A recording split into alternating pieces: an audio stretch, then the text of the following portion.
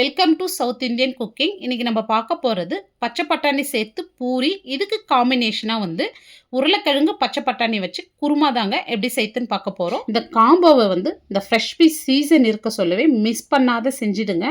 இது ரொம்பவே டேஸ்ட்டாக இருக்கும். ரொம்ப ஹெல்த்தியான டிஷ்ஷு கொடுங்க. இது ஃபஸ்ட்டு ஒரு மிக்சி ஜாரில் இப்போ நான் 100 கிராம் வந்து ஃப்ரெஷ் பீஸ் எடுத்துருக்கேன். இதை சேர்த்துங்க. இப்போ இது கூடவே 2 பச்சை மிளகாய் எடுத்துருக்கேன். இதோடு சேர்த்துங்க. இது நல்ல காரமான பச்சை மிளகாய். இப்போ ஒரு துண்டு இஞ்சி வந்து இந்த மாதிரி கட் பண்ணிவிட்டு சேர்த்துங்க. இப்போ அரை ஸ்பூன் வந்து சோம்பு சேர்த்துட்டு கொஞ்சமாக தண்ணி விட்டு இந்த அளவுக்கு நல்லா நைஸாக அரைச்சிங்க.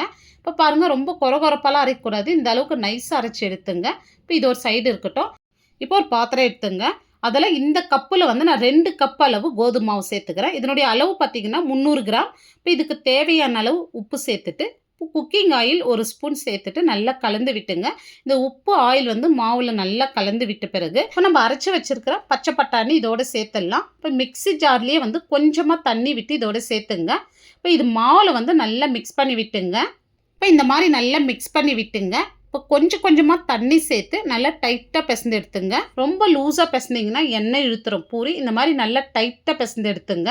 இப்போ இது வந்து 10லேருந்து 15 நிமிஷம் ஊறினா போதும். அதிக நேரம் ஊறினாலும் எண்ணெய் இழுக்க ஆரம்பிச்சிடும். இப்போ இது ஒரு சைடு இருக்கட்டும். இப்போ ஒரு மிக்சி ஜாரில் ஒரு 1/4 மூடி தேங்காய் வந்து இந்த மாதிரி கட் பண்ணிட்டு சேர்த்துங்க. இது கூடவே 3 பச்சை மிளகாய், அரை ஸ்பூன் சோம்பு சேர்த்துட்டு கொஞ்சமாக வந்து தண்ணி சேர்த்து நல்லா நைஸாக அரைச்சி எடுத்துக்கலாம்.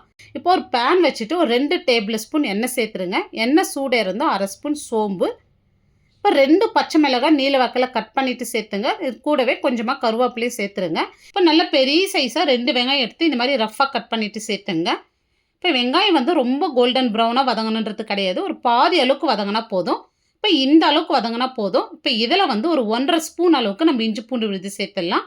இப்போ இந்த இஞ்சி பூண்டு வந்து நல்லா ராஸ்மல் போகிற வரைக்கும் நல்லா வதக்கி விடுங்க. இப்போ மீடியம் சைஸில் 2 தக்காளி எடுத்து இந்த மாதிரி கட் பண்ணிவிட்டு சேர்த்துங்க. இப்போ இது கூடவே கட் பண்ண கொத்தமல்லி கொஞ்சமாக சேர்த்து நல்லா வதக்கி விடுங்க. இந்த தக்காளி நல்லா வதங்கி வரட்டும். இப்போ பாருங்கள், இந்த அளவுக்கு நல்லா வதங்கி வந்திருக்கு. இப்போ வந்து இந்த குருமாக்கு தேவையான அளவு நம்ம உப்பு சேர்த்துடலாம். இப்போ உப்பு சேர்த்து வதக்க சொல்ல தக்காளி சீக்கிரமாகவே வதங்கி வந்துடும். இப்போ இதோட வந்து ஒரு 1/4 ஸ்பூன் அளவு நான் பெருங்காயம் சேர்த்துக்கிறேன். ஒரு 1/4 ஸ்பூன் மஞ்சள் தூள். இப்போ இது கூடவே நான் 1 ஸ்பூன் வந்து காஷ்மீரி மிளகாத்தூள் சேர்த்துக்கிறேன். இப்போ இதை சேர்த்துட்டு வந்து நல்லா கலந்து விடுங்க. இப்போ இந்த மாதிரி நல்லா கலந்து விட்ட பிறகு இதில் 1 டம்ளர் வந்து நான் தண்ணி சேர்த்துக்கிறேன். இப்போ தண்ணி சேர்த்துட்டு வந்து ஒரு 2லேருந்து 3 நிமிஷத்துக்கு வந்து நல்லா கொதிக்கிட்டோம். அப்போ தான் நம்ம சேர்த்த மிளகாத்தூள் பச்சை வாசனை போயிட்டு நல்லா கொதிச்சு வருங்க. இப்போ பாருங்கள், நல்லா கொதித்து தக்காளியெல்லாம் நல்லா வெந்து வந்திருக்கு. இப்போ இதில் வந்து நான் ஃப்ரெஷ் பீஸ் வந்து ஒரு 150 கிராம் வந்து நான் சேர்த்துக்கிறேங்க. இப்போ இதில் அளவெல்லாம் கிடையாது. உங்கள் விருப்பத்துக்கு ஏற்ப வந்து நீங்கள் ஃப்ரெஷ் பீஸ் சேர்த்துக்கலாம். இப்போ நம்ம அரைச்சி வச்ச தேங்காய் விழுது இதோட சேர்த்துட்டு இப்போ மிக்சி ஜார்லேயே கொஞ்சமாக தண்ணி சேர்த்து இதோட சேர்த்துடலாம். இப்போ இது கூடவே ஒரு 1/2 டம்ளர் தண்ணி சேர்த்துட்டு ஒரு 7லேருந்து 8 நிமிஷத்துக்கு வந்து நல்லா கொதிக்கிட்டோம். ஏன்னா பச்சை மிளகாய் சோம்பெல்லாம் நம்ம அரைச்சி சேர்த்துருக்கோம். அது ரா ஸ்மெல் போனங்க. இப்போ இது நல்லா கொதித்து நல்லா திக்காய் வரட்டும். இப்போ பார்த்தீங்கன்னா தெரியும், நல்லா திக்காய் வந்திருக்கு பாருங்கள். இப்போ இந்த அளவுக்கு திக்காக இருக்கணும். பெரிய சைஸ் 2 உருளைக்கிழங்கு வேக வச்சு இந்த மாதிரி மீடியம் சைஸில் கட் பண்ணிவிட்டு இதோடு சேர்த்துங்க. இப்போ இதை சேர்த்துட்டு உருளைக்கிழங்கு சேர்த்து ஒரு 2 நிமிஷத்துக்கு மட்டும் மீடியம் ஃப்ளேமில் இருக்கட்டுங்க. இப்போ பாருங்கள், உருளைக்கிழங்கு சேர்த்து ஒரு 2 நிமிஷமாக நல்லா மீடியம் ஃப்ளேமில் இருந்து இன்னும் திக்காய் வந்திருக்கு. இப்போ நம்மளுக்கு ஃப்ரெஷ் பீஸ் உருளைக்கிழங்கு வச்சு குருமா சூப்பராக ரெடி பண்ணியிருக்கோம். இப்போ இதுக்கு மேலே வந்து நம்ம கொத்தமல்லி சேர்த்துடலாம். இப்போ குருமா வந்து ரொம்ப சூப்பராக ரெடி ஆயிடுச்சு.